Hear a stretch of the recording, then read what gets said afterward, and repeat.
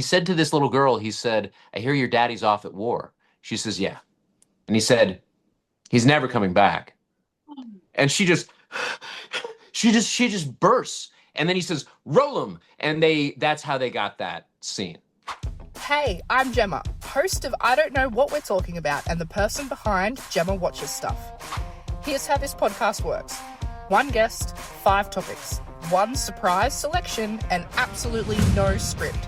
Just pure, fun, chaotic conversation. Today's guest is Barton Bund, a filmmaker, actor, and teacher with over 30 years' experience in the industry. He's had starring roles in The Dunes and Age of Ice, and featured appearances in Batman vs Superman, Dawn of Justice, and Chicago Fire. I am so excited to chat with Bart today. Let's get into it. My name's Gemma, and I have with me today Barton Bund. Do you prefer to go by Barton or Bart? What's your preference? Bart to my friends. You can, please call me Bart. That'd be Beautiful. Great. Fantastic. Well, thank you so much for being with us today. I'm super excited. We've already been having a bit of a chat before I hit the record button, so I am pretty stoked to have you here today. Thank you. Thank you so much for having me. It's a pleasure. The way this podcast works is we have been talking before we've hit the record button, and we've been emailing and Instagram messaging back and forth. And the way this works is you have sent me 5 different topics, and I was actually really excited to receive the 5 different topics you sent me, so much so that I had to actually email you and get some more information on the topics you sent me, because I was like, oh, these are fantastic choices.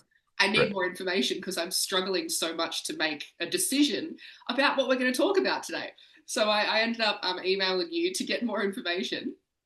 I appreciate it. And I love, I do. Yeah, it's like, it's a cool format because there are so many, I think it'll show different sides of a person, because if all we do is talk about entertainment and media, like that's one thing, but there's more to a person. So it's a cool. And how many podcasts and content out there talk about one specific, thing or media or content, so I'm pretty excited to, get to see different sides of people and get to talk about different things with you that you might not have had the opportunity to talk about before, like things that you're passionate about and, light you up.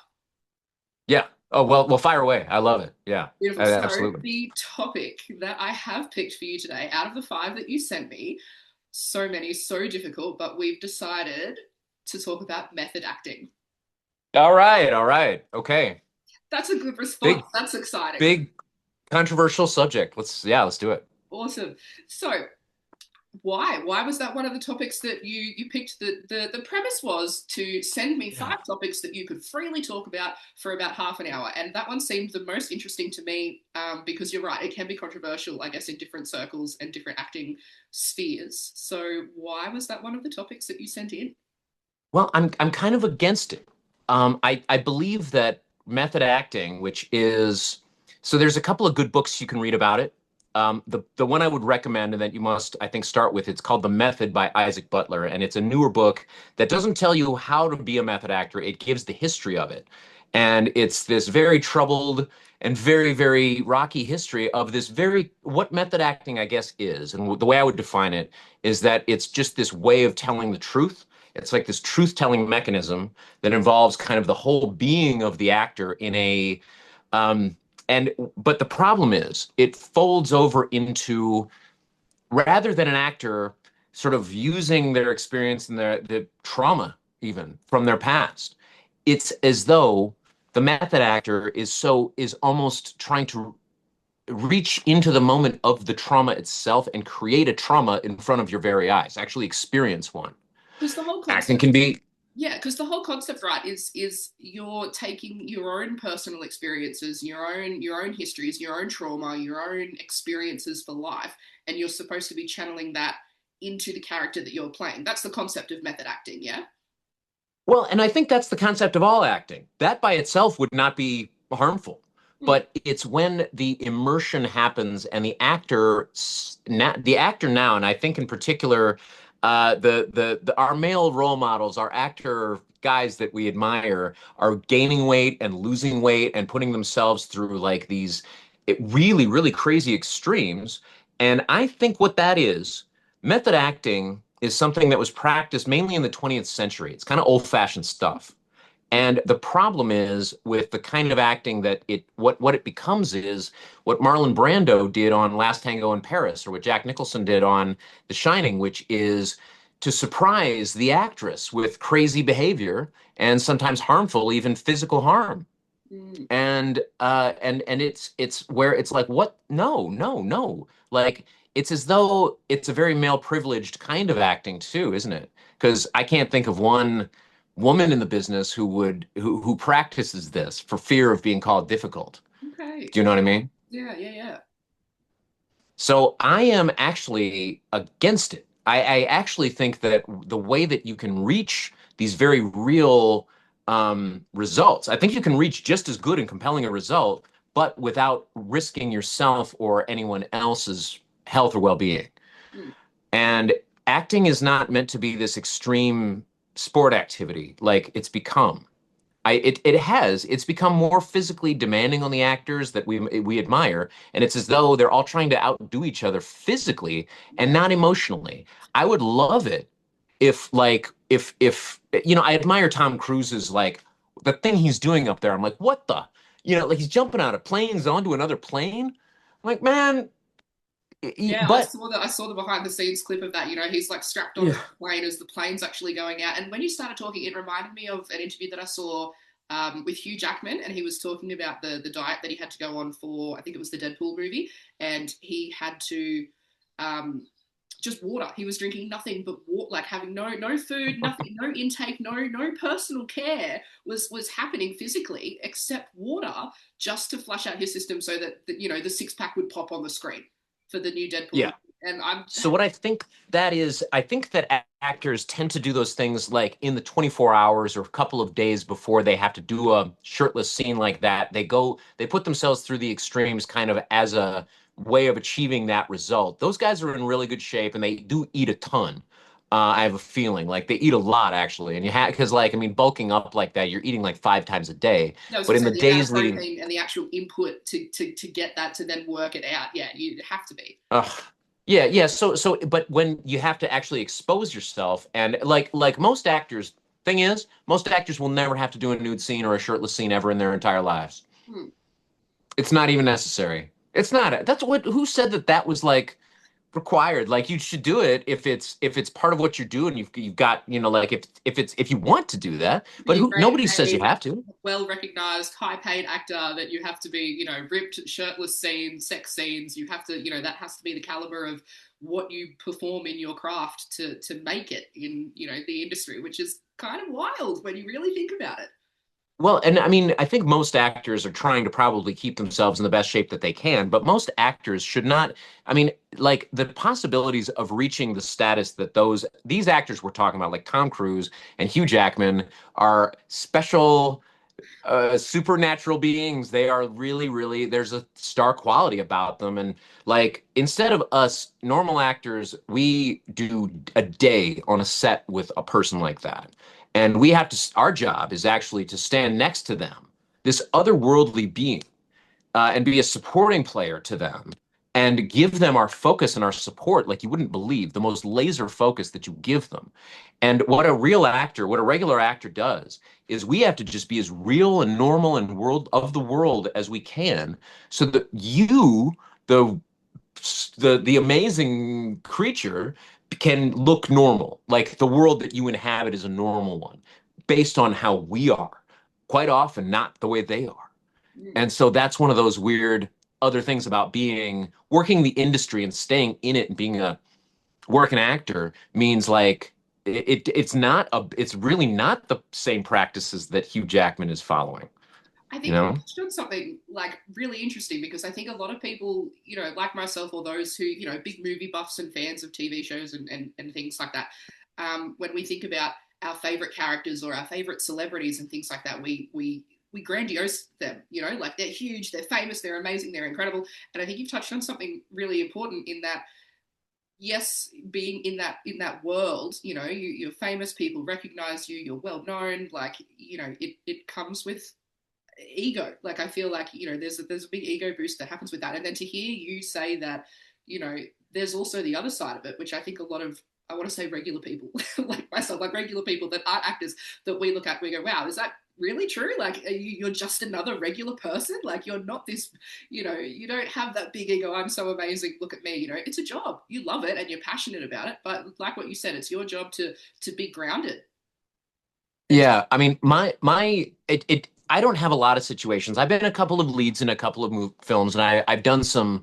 I've had some moments in films that were all mine. There's a single, and it's just on me. And in that moment, it's kind of, it's not. That's not actually my favorite moment. The favorite moment is this kind of comes in this collective joy that comes with the entire small city of people that is built around a production. And I'm telling you, like, there's something that is it's like being in the high school choir or something, and you're all singing together.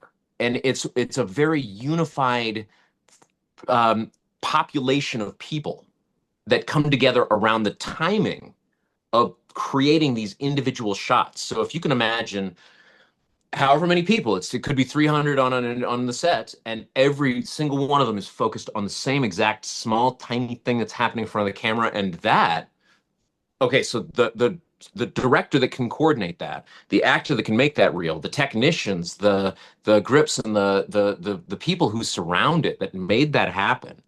It's like all that energy is like concentrated into it. And those are probably the most beautiful shots, the ones that are the most that where that all that effort from all these people comes in. And it's this thing that there's a great filmmaker named Agnes Varda. Have you heard of her? no, I haven't. Okay, she's a French New Wave director, and she's my favorite director. And she says that what we do, we make light. That's what we do. Wow. We the concentrated effort of all these people comes into this beam of light that shoots at a screen. If you can look at it that way. And when I was a kid, my favorite thing was like being in the movie theater, no matter if I liked the movie or if the movie scared me and I couldn't watch, I liked sitting underneath the beam and watching that beam move overhead because no matter what was on the screen, that dancing, beautiful beam was like absolutely mesmerizing. And it was like a comforting sight. It reminded me that it was just a movie. And so I think I feel there's something, I guess I'm getting at something spiritual about all this. I do believe in a kind of magic, I guess, Yeah, I that's love that there. analogy. The light, that's fantastic. I absolutely have to do Isn't some that great? research after this because that's fantastic. I love that analogy. It's really beautiful in itself too. And I think Yeah. again, you've touched on like it's the experience. Like cinema and TV shows and these characters and acting, it all boils down to storytelling. And as humans, that's what we thrive on. Like you can't, it's connection, it's people. And the fact that you've just tied that into your actual experience working on sets and things like that, where your favorite part is not where it's just you solo on the camera, but it's the grips and the soundies and everything, everyone that's involved. It's part of that community, and it's creating it's creating community and creating connection and storytelling, and it's Yeah. beautiful. Do Do you you know think? what it is? Yeah, We're go not one thing about storytelling because I don't often use the word story. I never say I'm a storyteller, and instead, what I offer as a sort of like we're adjacent to the storytellers, though. We are story beings. We're actually the beings inside of it. We inhabit it. We do the actual physical, real actions of it. So we're the story beings. And in a way, a performance, a character is almost as real, maybe even more real somehow than the actor. Yeah, wow, I love that. That's Yeah. fantastic. Yeah, yeah. I Okay. I think. Do you think that your experience in this, in that you being the story being rather than the storyteller because you inhabit within the story, I love that. That's so cool. Do you think that's a universal experience that most actors would appreciate, or do you think your perspective on this is uniquely yours? Like, have you talked and met other people in your world that share, your I guess views or opinions on how that works? Because I imagine, like you mentioned earlier, the whole concept of method acting and what that looks like could be quite controversial. So, have you Mhm. experienced a lot of Well, yeah, community in that itself? I think that we're all going for this experience. You mentioned how it is the overall experience which makes it, but if we are feeling a real experience, if we're experiencing something in front of a camera like this, like a dangerous physical action, or the more dangerous thing, which is the connection between you and the other actor, looking them in the eye and saying the things and meaning it. that's the really dangerous stunt, I think. And like, so when that happens and there's a real exchange, I think if you notice great scenes between like two actors that where they are just giving each other and there's a beautiful exchange and harmony between them. They're united. It's one of the most beautiful experiences that actors have. I don't know if everybody shares my same exact point of view on this because I've heard a lot of I think the storyteller idea in an actor sounds like douchebaggy. Like when they say it, that this is the only thing I've observed. I saw it. It's so fun. I think of this story when I think of the distinction I make. It's so funny. I was just got done with a play. I just directed a play, and my actors and I were sitting around and having a drink afterwards. And I had an actor friend who was there, and he was like kind of flirting with one of the leading ladies, one of the actresses in the cast, and he was being really. This is what he did. He said, "You know, I'm an actor, I'm a filmmaker, but you know what I essentially am? I'm a storyteller." And she says, "Do you mean like at the library?" She actually meant it too. She didn't know what he meant because she was kind of new to the game to the business, and so she'd never heard a man say I'm a storyteller before. So she actually thought that he dressed up as a in a like a dog costume and read books to children or something. Like Okay. literal readings. Oh Yeah, no. like the Mother Goose who dresses up at the library. I thought that was so funny. So this is the distinction I make to people when they say storyteller. I'm like, you mean like at the library? Man, you guys work hard. That is no joke. You know, how do you handle that big group of children? Oh, that's fantastic. I love that. That's brilliant. Yeah, I'm gonna adopt what you said before though. I really love it. The story being that you inhabit yeah. the story. Because I think the storytellers are the writers. The storytellers are the ones that are creating your character. And you as the actor, it's your job to step into that role. So you are really the story being. I absolutely love that. I have to Well, keep they begin it. The writer begins it, but the actor does finish it. mm, And if the actor has really embodied and really done, I swear it's this. It's like the actor has to, and you can do this whether or not the method is applied or not. The method is immersive, and that's where you see actors who won't come out of their character. And it's exhausting. It's impossible for other people to deal with. So just based on that, I don't recommend people actually do it. Not unless you are that, not unless it's that kind of project.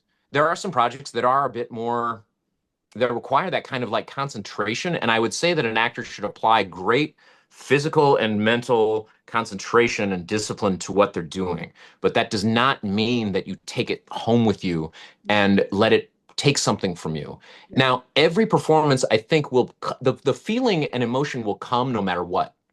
But you don't prepare from a feeling point of view as much as I think it's better to prepare from like a physical point of view.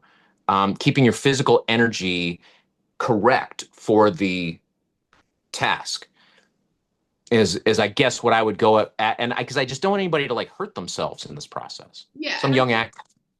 yeah, I've heard stories, and I mean we've all heard stories on social media and different things like that, where people are talking about movies and recording and behind the set and what it was like. And you've heard stories from actors who would be like, oh, they were so in their character that as we were getting ready to shoot, we talked before, but they just didn't talk to me. Like they were so focused and so they were in their character that they didn't even communicate with me before we started, and we just action and we're rolling and there was no communication, no talking. They were just so in the zone. They didn't talk to the producer or the director. They just walked straight through and were like, all right, let's go. They were in the moment. And I guess there has to be a distinction made. And I guess that's kind of what you're talking about. There needs to be a distinction between being prepared and focused and in the zone, like you're talking about. That like you need to be prepared. You need to be focused. And like for sure, I understand that. But there needs to be a space between simply being prepared and focused and in the zone versus what you're talking about as like method acting where you are that character, like that is you, that you embody their personality traits that I can't talk to anybody right now because this is my character, this is who I am now, and you switch off from yourself, which seems, even from a psychology standpoint, which seems really not safe. Like Yeah, I don't know exactly why it's necessary to do it that way if the preparation and time has been put in.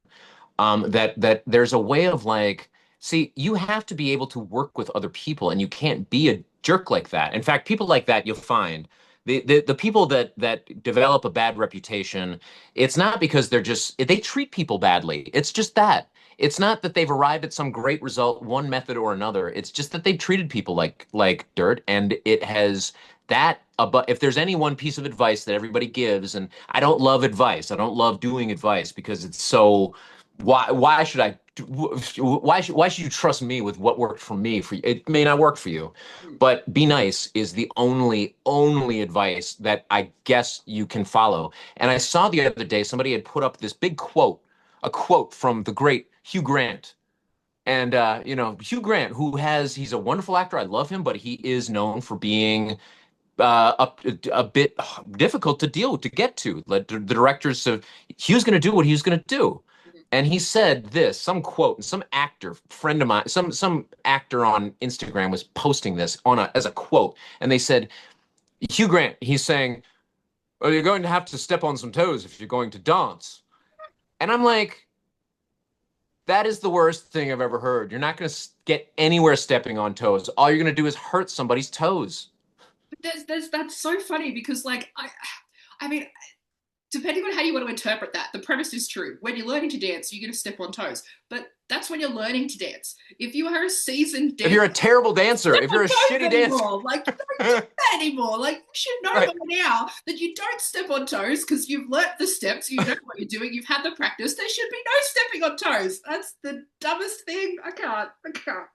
Yeah, and so I just say, like, to an actor who thinks that you're getting ahead by pushing others aside, it's actually the truth is because of the relationships that I've developed, that's the only reason that people will use me at all. Because I'll be in a waiting room or I'll be I have an audition for a commercial thing tomorrow, and I saw the big list of names that are going to be doing this and the whole schedule. It's a day-long process, and I'm like, wow, I'm up against probably like 10 other guys in my category of men of this age and whatnot. And I actually have grown to really love those guys that I see.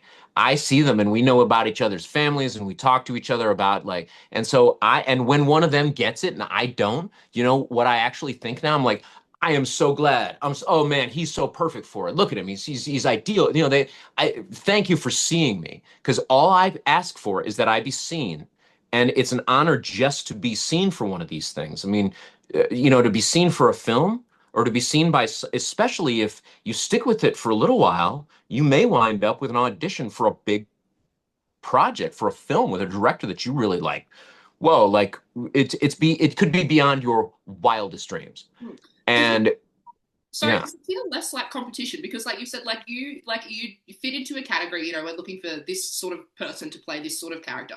And so when you're in waiting rooms or up for auditions or whatever the process is, there would be people in that room that you recognize from the previous thing that you've just auditioned for because you all fit into this particular category, right? So you would know these men, like you'd be in yeah. every audition together, you would see each other, they'd become your friends. So does it become it's less of a well I'm up against him for this part and so I have to I have to out act him, I have to do better than this, but it becomes more of a camaraderie thing, like you're all in this together Well, and if I one would prefer it that way. I would definitely rather it be camaraderie. yeah But when it becomes competitive, when another person becomes competitive, I am not afraid to step it up if necessary. In terms of this, it's not stepping up or changing anything in my performance, but I would definitely change my attitude towards that person. Because I remember I was in an audition and I had gotten this guy in connected with this agency. Okay. But I think for whatever reason, I never saw myself as competitive with him because he is shorter than I am and he doesn't have hair. And like I just look and I'm just like, we're not competing. I mean, like it's cool. I honestly I'm like, we're different, that's all. And so I didn't even look at it that way. But I'm going into the audition. And I was so glad to see him. It was like, I don't know, maybe his first or second audition in there. And this is a big deal. Actually getting, so, you know what? There were like so many actors that I connected with agents through the years. I do that. Nobody ever did that for me. But I extend I'm always like, you know what? I say to my agents, like, you need to call him. He is this guy. And I get people connected and I've gotten people working. I mean, like, that's my responsibility to my community, I feel like. But this guy, I'm going into this audition. I'm going in there for some commercial. I can't even remember. And I'm walking in and he says, "Hey, Bart, Go ahead and fuck it up for me, will you? And I said, sorry, man, I can't do that. And I went in and like that guy tried to psych me out a little bit before I went in because the actor's mind is such a battleground and it is so easily like there's so many influences on it and like the wrong somebody saying the wrong thing can absolutely devastate an actor. Actors know that. So if an actor is out there actually preying upon the weaknesses of somebody else, I don't think that guy's going to last. Not cool. Yeah, that's No. back to that quote, that's stepping on toes. Like, how does that help anybody? Like, Yeah. man. Yeah, and so it's really not a competition. It is relationships, and the nicest person will rise to the top. And you will see that once you are working on a studio production, you're not encountering attitudes. Where you find the divas and the attitudes is in the small time independent productions that are happening on the weekends. Like those are where people think that being an artist means being an asshole. And like, no, the truth is like the higher you come up in this industry, the better people are being treated all around you to the point where it's like, this is like almost too nice. Like you're gonna bring food to me? No way. Like that's no, okay, fine. I'll have a burrito. All right. Like it's so humbling. It turns me into I've become an absolute nervous wreck. Because I've been so used to doing everything myself that when there are people around actually doing things and helping you out, it's like, oh man, I get emotionally attached to those people. I consider them like, I think that they're like doing me some extraordinary thing, It's friggin' you food. know? Yeah. And it's just their job. It's just a production assistant doing, handling the talent. But I'm just like, that person is going to be a major filmmaker one day. That person is really going somewhere. So do you So. think that so you're saying that there is so much value in being authentic and kind and just being authentically yourself in being kind and communicating well and respectful, I guess, is sort of what it sounds like you're saying. Like the more open you are about, I'm here to do a job. I'm not here to cause fights. I'm not here to step on any toes. It's not all about me. We're here as a team. Like this is sort of the vibe that you've been talking about this entire time. Like it's really it's a group effort. I mean, even what you said before about the story writers, they start it, but the actor finishes it. Like it is such a group effort, a group journey. Yeah, you can't do it alone. I mean, and I think that people now who have been in the habit of solo creating need to now reach out across and reach out with open arms to other creators and other people and develop their own communities. I just say this, I mean, as far as the way that we interact with each other is actually going to find its way onto the screen too. I believe this, that if actors are if an actor is just sitting off to the side and just has their headphones in, I don't trust that nearly as much as if I saw the actors together and they're hanging out and they're jostling and they're joking. Because then when they go on the screen, it's the same energy is going to be happening. And that's what we actually want. Whereas the person who is taking out headphones and coming on, they're cold. They are coming in as it's as though you're about to run a sprint out of nowhere. Like, okay, and somebody's just, action and you're just going to have to hit it. How are you going to do that? I think that the connections between people it's the best part of the industry. And Dame Judi Dench, who has kind of retired, she's like the best, and she had been at it for like 60 years in her career, and she understands acting very well. I've got her book over there. Actually, I'm going to start her book soon. Shakespeare, the Man Who Pays the Rent, is what it's called. Yeah. And she said this amazing thing. She has a lot of quotes. If you ever want to find inspirational quotes, the quotes of Dame Judi Dench. We go to Dame Judi Dench if we're going to She's do got one. some That's it. great insights into acting, and she said, and this kills me. I mean, and she can't act anymore, and that kills me. She doesn't act, and because she's almost blind, poor thing. And like she said, you can't be a better person on stage than you are off stage. Wow. How are you going to fake like you're some heroic, caring person that we're supposed to care about not if you're not in the practice of if you're not really joined into humanity yourself? And I think that quote is so universal because that's for your guy who works a desk job 9 to 5. That you're not is it's anyone, it's anything that you're putting on a show. I love that because you need to be authentically you and kind and bring.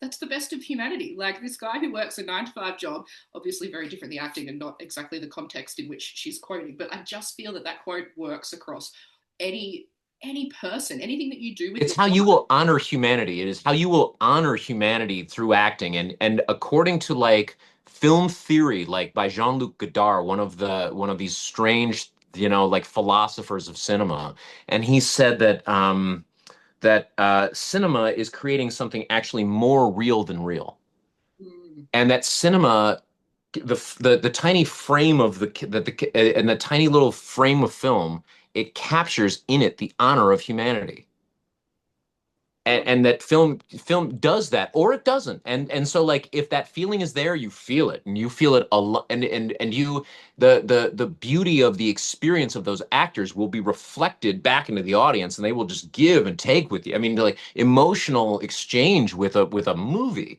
that, with an inanimate image in front of them. But man, that is the truth of it, is that you feel like you're reaching out and touching the experience, experiencing it along with, and going back to like early method acting stuff, the Russian word for acting is parjavanya, which means to experience, experiencing. You know what I mean? So like that, if you want to like approach acting, and anybody can do this, not just super talented actors, but any actor can experience the character in their physical body and in their voice and in they can go through they can understand them from the beginning of their lives through this moment all the way to the end of their life. You can imagine your character. Where am I going after this is all done? Am I, one day he will settle down and get married and die, and you also can know his backstory, and you as the actor have to invent that. yeah, their whole lifespan, their whole experience Yeah. of humanity, and living the way in which they lived, and their story, you'd have to pull it all together. Yeah, and so and you will have to wear that in your face. So if you've done all the preparation that's necessary and whatever so I believe it should be a physical practice, and a very, very disciplined, like focus on your material, and then you work out in your character. I think this is important. You do a workout, and while you're doing it, you do specific exercises that your character would do. So if you have to run, you run. And it's not just about getting into some kind of shape. It's about practicing, like it's about moving like they do. And you say your lines along with these physical actions. Running, you're speaking, or if you hold a plank and you speak your lines and you say your speech, and then you get back up again, and then go into your rehearsal right away. Turn on your camera, turn on get in front of a camera and rehearse in front of a camera. This is the best thing I think you can do to prepare. And rehearse right then while you're still kind of sweaty and dirty. And I swear, stand back and feel that. And then the next day, when you're preparing, you can do all these things during the course of any day too. And while you're at work, you can practice. But if you do this every day, then it will feed into. Then you'll actually be wearing it on your face. And when you show up, there will be no other actor in the world but you for that role. You will be so prepared that it's as though you will have lived it, so that when you arrive on set, you actually are more real than real. You keep up the practice, and by the time the camera is rolling, you give it life. You give it like, I mean, you give it literal life. It is Parjvanya. It is experiencing, Yeah, wow. and it's in, yeah, but I think it requires that kind of preparation, and none of that requires you getting psychologically bent up about it. So, if I'm understanding you correctly, you're talking about there's more of a physicality between preparing for a role that is either often, not looked at, or not as held in higher importance as method acting, which is more about psychologically developing into that character. So, I just, yeah, yeah. I feel like there's a bigger connection between the physicality of it. Well, you do this. The psychological stuff comes willy-nilly. It comes anyway. If you do that physical practice where you're really playing the action. Plus, there's this thing that happens when your blood is pumping. So if I had young actors perhaps who were a little bit stiff and they were struggling with it, I would find some kind of physical action. And I've done this before. I've said, like, you guys need to run around take one lap around the room and come back, and then just go right into it. And then they get done with it and they're all out of breath. And I'm like, so how did that feel? And they said, uh, it feels good, feels different. I said, it we're not going to run around the building every time, but I want you to just be aware of that. And the next time they do that, having done that, they will find the connection between one another. And if you don't do things like that, maybe it'll happen. But if you do things like that, it will definitely happen. And anybody can do that. Any two actors in That's the world. amazing. Yeah, wow, it would have been really cool. I have a question about that. I have another question about the link between physicality and moving and how that reflects Okay. in actual acting. But before we get to that, we're about halfway through our time today. So we're going to put a little bit of a pause on that. We're going to come back to that. So pop a pin in that. We're going to play a little bit of a game. This or that, it's time for this or that. And it's called This or That. And as the name suggests, I'm going to throw two different options at you, this or that. And you have to pick one. Very simple, very straightforward, but it's a little bit of fun. Now, the mystery and the chaos in it is that you can either defend your answer and explain why you've chosen this or that, or we can just leave it a mystery. You can say nothing and we can move on to the next question. Okay. Okay. I like that. Because How does some that things do sound? take an ex. Yeah. Okay. I get it. I dig it. Yeah. I got four of them for you today. Okay, so the Okay. first one that some of my followers have sent in. First one is villain or hero? Hero. Care to explain, or we're just that's Sure. Sure. Because all villains are actually heroes in their own mind, I'm sure. And no hero is perfect either. Because, and so the villains that I've played, um, I never judged them along the way. I always said like, no, he's doing the right thing. But it's the methods of a villain that define what a villain is. They're the ones who go behind they're sneakier. And this goes back. This is a Shakespeare thing, where really you follow a villainous character as though they're the lead and the protagonist. So to the point when I watch the Avengers, I follow Thanos as though he is the protagonist almost, because you actually feel things along with him. You know what I mean? He's a very interesting thing to do. I feel like I'd enjoy dimensional. that. I would change the relationship that you have with the movie and the dynamic in how you enjoy it and watch it and the things that you take out of it. That would be really interesting to do, to go and watch a Well, bunch of movies or series yeah, or shows from the perspective of the villain. especially if it's a movie that you've seen a couple of times before. Then like okay, like The Dark Knight with Heath Ledger, I noticed after a while I'm like, wow, this movie gives equal kind of like status to each of these two characters. And if you were just sitting back and watching, you wouldn't be exactly sure who the hero or villain was. So I think if you're playing a villain, you should never like think that you're not like like cackling, and you're not the Wicked Witch. You're a and you're not. So I think it's actually a mistake to play the villainous aspects, although it's cool to add something.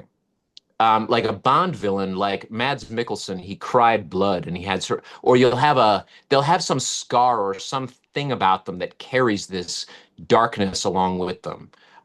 But it's like that person still is a whole person. So I would say a hero, it's always a hero.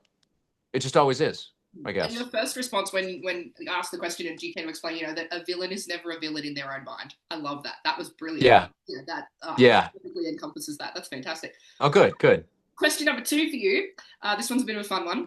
You either always hit red lights, like red traffic lights, or you always have slow internet. Slow internet. Happy to leave that one there, or are we going to explain a bit about Yeah. Well, I think that what's going to frustrate you the most, I don't know. I mean, I think that we're in I've been driving for a very, very long time, and the internet, when it goes out, I have this terrible bourgeois like reaction to it where I'm just like, oh God, what now? When it's like, don't I realize that was a beam that just came from outer space and back to me again in the blink of an eye? Like, what am I complaining about, really? And so, yeah, but it is those moments where, and you're trying to be like a mindful. We try to model ourselves after like the Buddha or something when in this world. We all try to be mindful, right? But when those things happen, we are just reduced to. So I find the frustration of technology to be a thing that one day I'm going to get away from all technology, I think. I think everybody needs a reset at some point in their lives. Yeah. Have some I had to quit social media for like 2 years during the pandemic. I actually quit social media because it was not positive. And so, the technology and my eyes were going. I have bad eyes now for not for anything else, but if I need to concentrate on the screen, I need bifocals now. yeah, no, And same. Yeah, glasses for when I'm spending too much time on the screen. I start getting headaches, and I'm like, oh, which is yeah. yeah. Anyway, well, I feel like we could talk about. I feel like we could Oh, talk about yes, how yes. much I So, go yeah, on social definitely back to that, but like I totally agree. frustrating. But yeah, think about like explaining Wi-Fi to somebody, even 2 decades ago. Explain Wi-Fi. Like Right. one more, number three, shooting at night or shooting in the early morning.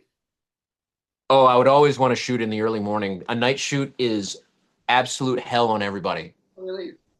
Yeah, and so any time that you can avoid it, you must. I think that you could. I swear there are so many things that people do shoot at night that they could easily shoot during the day and simulate nighttime.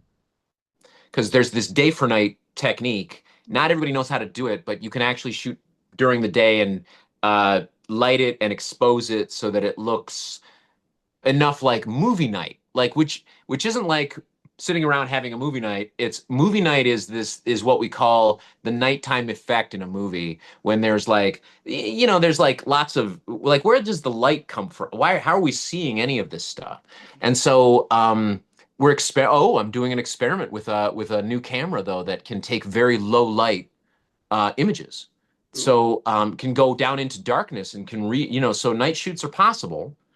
But an early morning, it's actually glorious. You show up in the early morning and everybody's just a little bit fresher. Whereas if you're going all night, people lose their minds. By the end of by the time the sun is coming up, people have lost their minds, and it is not natural. So I hear about these shoots like the Lord of the Rings, where they have to do like 2 months or 3 months of night shoots. I'm like, what a wow, that would turn me inside out. That's brutal. I mean, it messes with your sleep schedule too. You're fresher in the morning when you wake Yes. up. And I mean, we're nocturnal. We sleep during the evening, and so waking up in the morning when the sun comes up, that's what it just makes sense. Just makes sense. I love it. Yeah, so early mornings anytime. Yeah.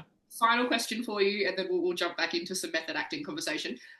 This one's a little bit of a funny one. Would you rather always have to wear socks in the shower, or always have to wear shoes at the beach? I say shoes at the beach because like yeah, as soon as you said socks in the shower, it made my like skin crawl. Like that sensation. I've never tried that, but I don't think I've have I must have stood in some wet socks before, and that sensation is Terrible. makes me think of like fungus and athlete's foot.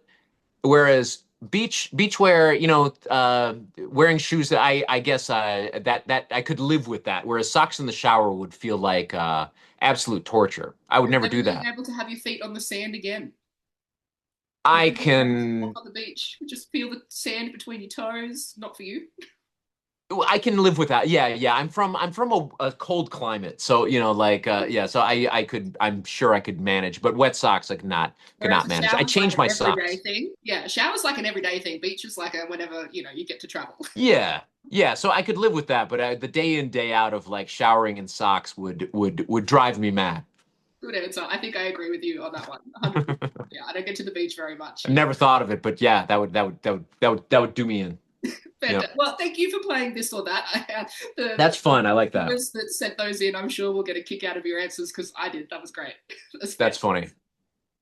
We were talking about the physicality of movement in acting, and I loved the example that you gave when you were teaching and working with actors and make them run laps before they come in and prepare the scene. And I was thinking as you said that would also help get out a lot of like jitters, anxieties, and that sort of thing to get your blood pumping and having to run a lap and then come in and re-deliver your line or act would really help with yeah nerves and things like that. How did you learn about this experience? Was this something that you've personally experienced and developed over time, or someone taught you about the link between physicality and acting, or where did you come across this? Well, I guess I got a lucky peek into something because I spent a little time. My first year and a half of college was spent on uh, the East Coast, and there was a lot more like in New York. and Massachusetts theater, there was a lot of physical work going on where you would have theater that was entirely physical. And I love seeing like the Blue Man Group. I don't know if you've ever seen these guys, but they are it's I always thought that's not theater. Then I went to see them and I'm like, this is the greatest. It's wordless. It's pure joy. And so physical theater was this basis of things for me. And then I was always in the theater trying to figure out how to get groups of people moving all at once, like they're one group, like they're one thing. And that was a trick in itself, just getting people's awareness up, and it worked. But I just noticed the effectiveness and the effect it had on me to where if I was doing these physical things, that it did so much of the job for me. It engaged my body. And I also had an instructor tell me, they're like, like you show potential as an actor. This is when I was young, but they said you need to free your body. So you must begin some kind of physical practice. You must do yoga, or you must stretch, or you must do something very active. Until then, your shoulders are tight and you are closed off from your full potential. And so movement. So now the problem is like what you do have to address the psychology at some point. Yep. But I think that you can think that through in the off hours. You can think that through after the day is done and you're like, that was an experience. Why don't I try to unpack it? Like you might have done something really intense that day. You need closure. Like you may be surprised by the feelings that you're feeling because you're like, whoa, I didn't know what it was like to get that angry. I don't like this. I would actually feel like this tension that had formed in me. It's like my body wasn't mine anymore. It belonged to him. And and these are all methody kinds of things that you would want that you would go for. This is what the method is applied for, so that you feel that integration and unity with your character. But the psychology of it had to happen sort of on my own when I would talk it through with myself and get done with it. When you're done with a very heavy, traumatic kind of like intense scene, and it can be actually it can rip you right open. Like the emotions can be surprising. So what I would do is just take a walk. After that's done, take a walk for about a minute and come back to yourself.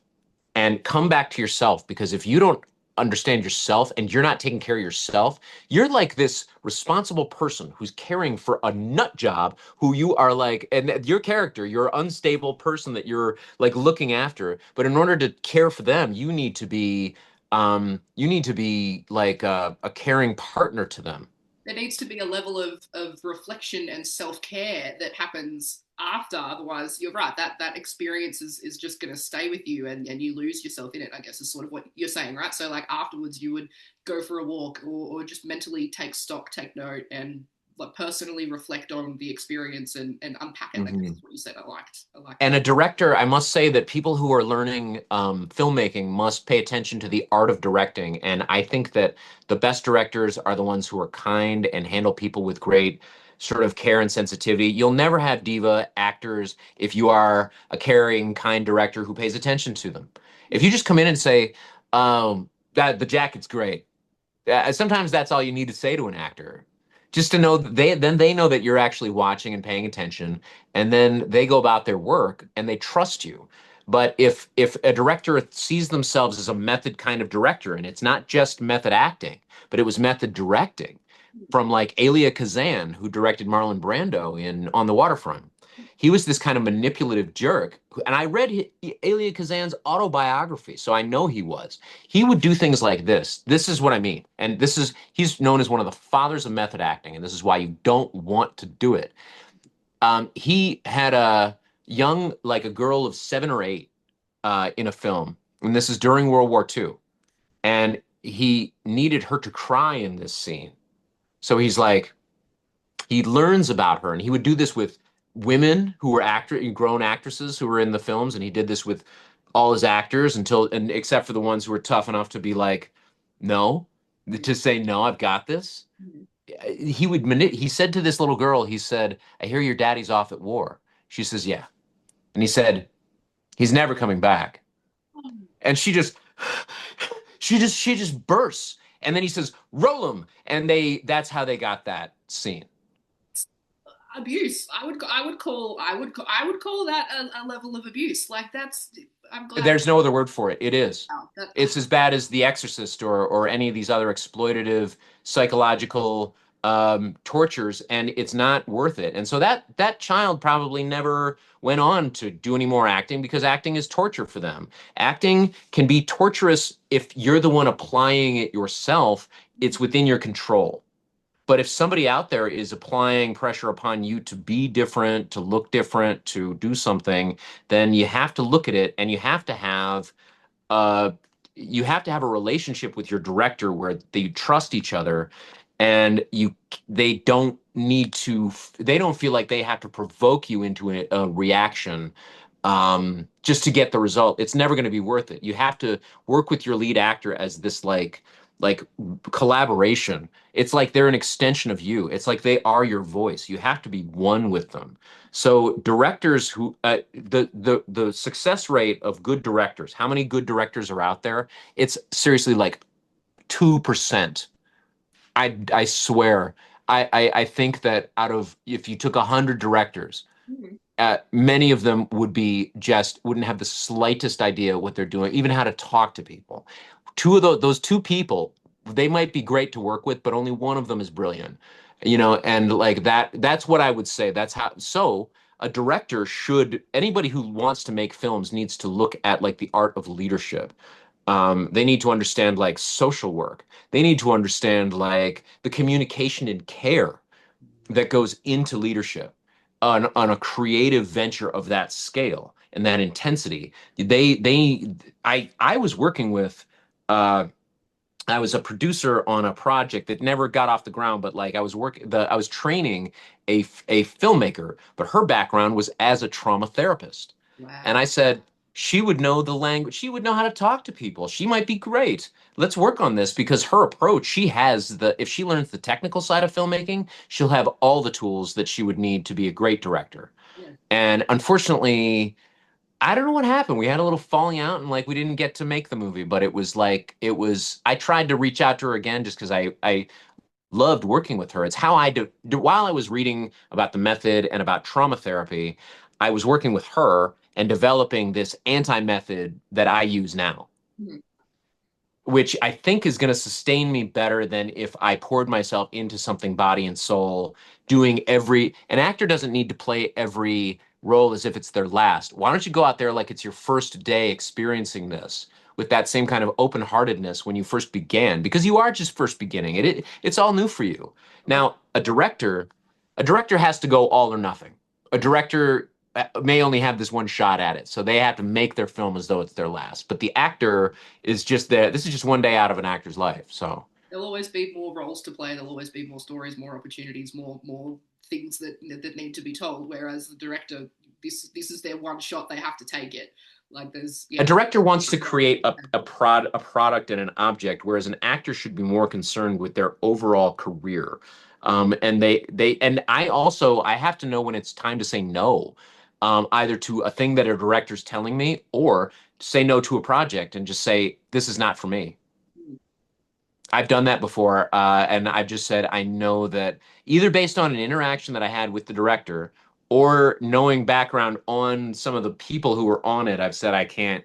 Like the Me Too movement got them, and like they're still out there working, and I'm like, I can't get involved with them. Not now. Oh, it's too bad.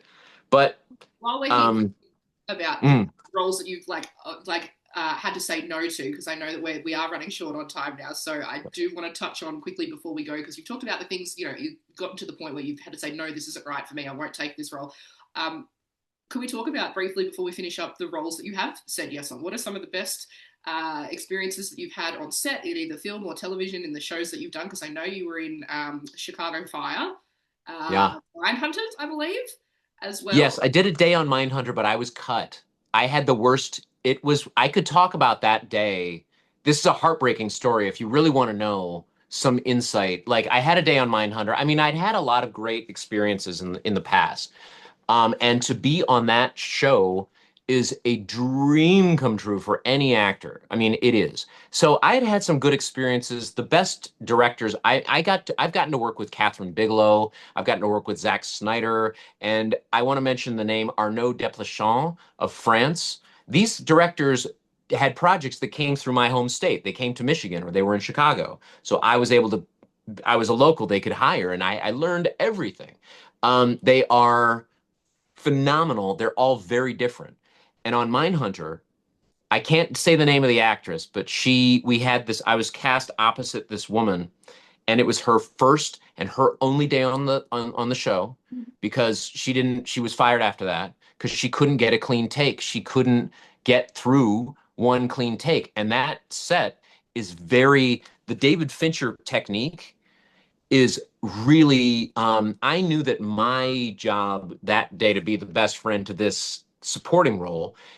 My job was to be super consistent, blink my eyes at the same time, move at the same time, consistent from the wide to the medium to the close, because all those things in the David Fincher setup, they do, I'd say, three times as many takes with two cameras going at once. Wow. So it's not like you do anything different from take to take. So here I am. I'm with the god of cinema, and he's the exec producer on it.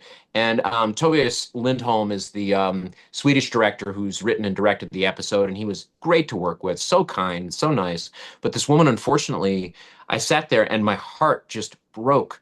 And nobody yelled at her. Nobody did anything. No, nothing crazy happened. But it was a terrible day when there was a fire alarm that went off because we smoked out the scene for the lighting. And so this whole building had to be evacuated. All the gear had to be moved out and back in. So it was, I talked about it later with some people, with some crew members from, this is in Pittsburgh. Hmm. And they said that was the worst day of my life.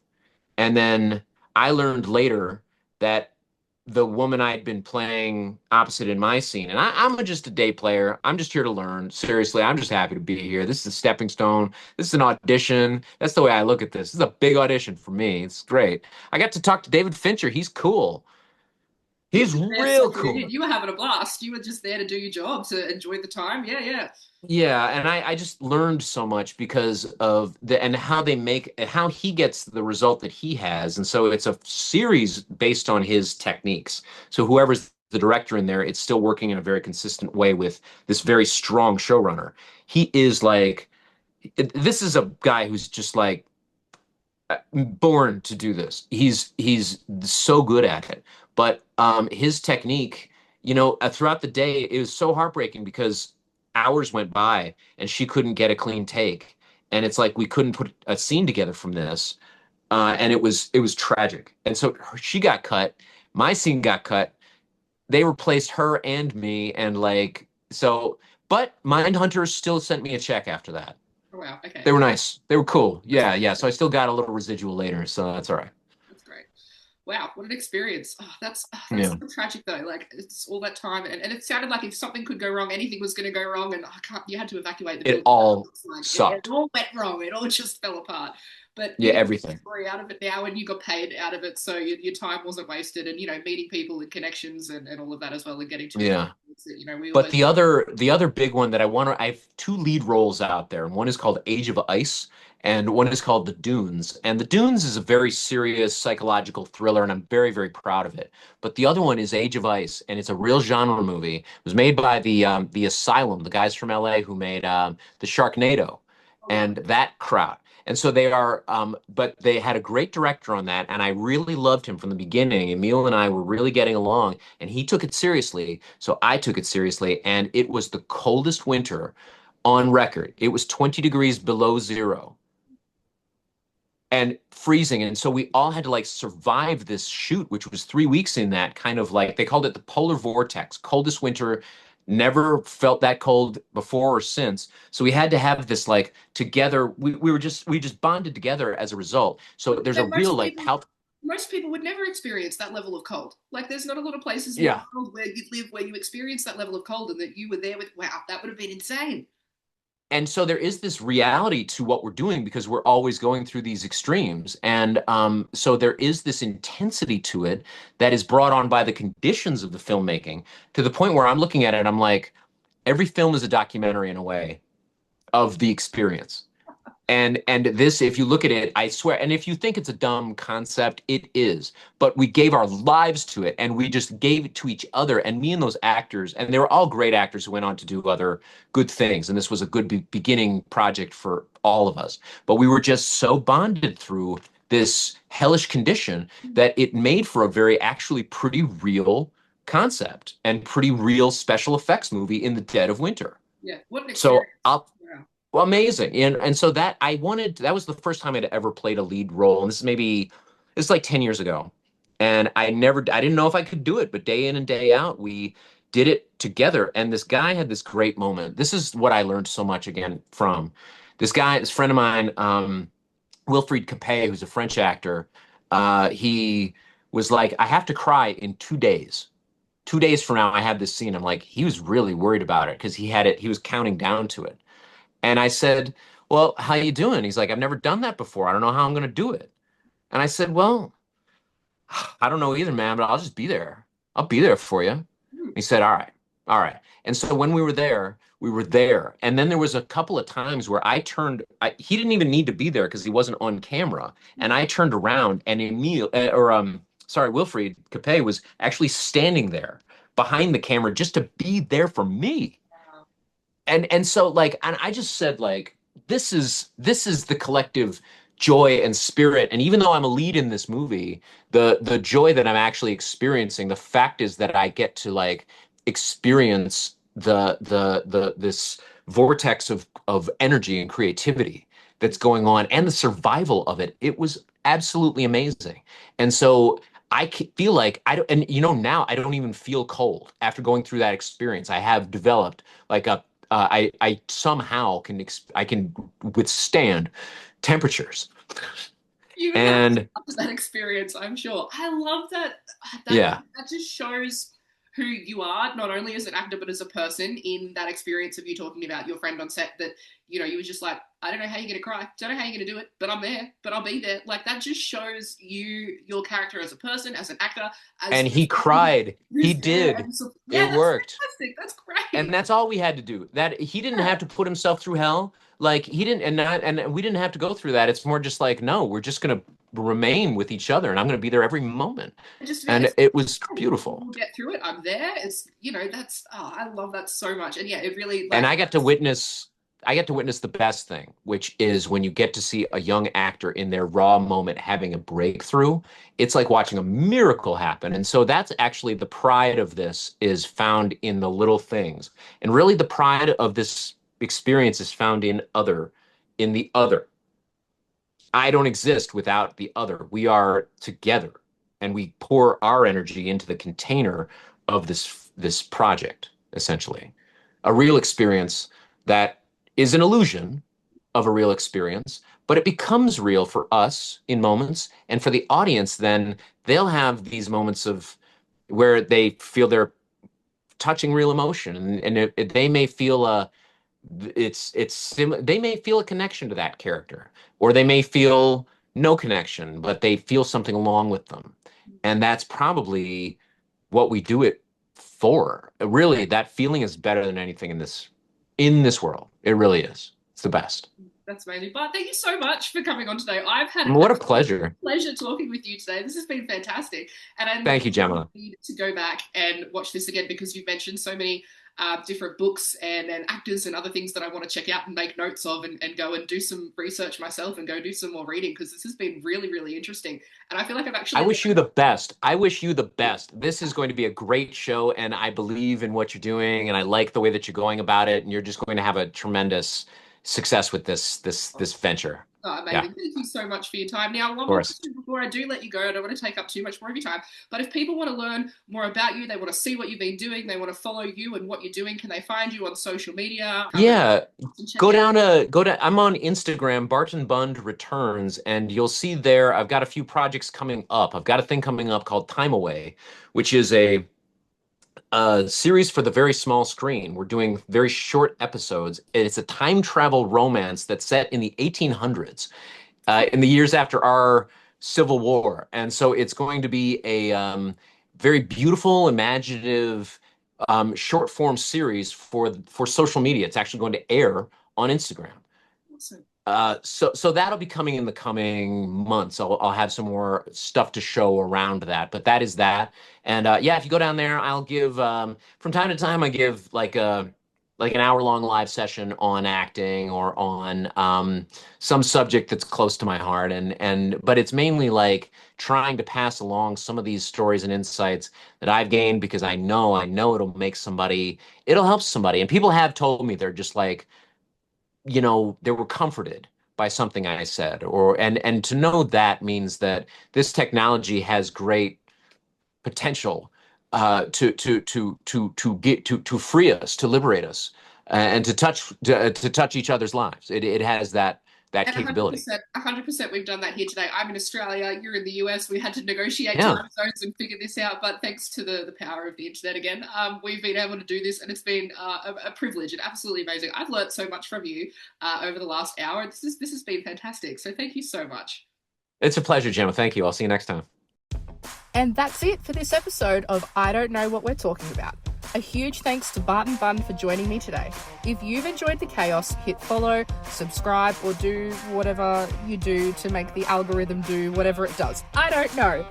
For early access and bonus stuff, head to patreon.com/Gemma Watches Stuff. The socials are here, and one last reminder, you should drink more water.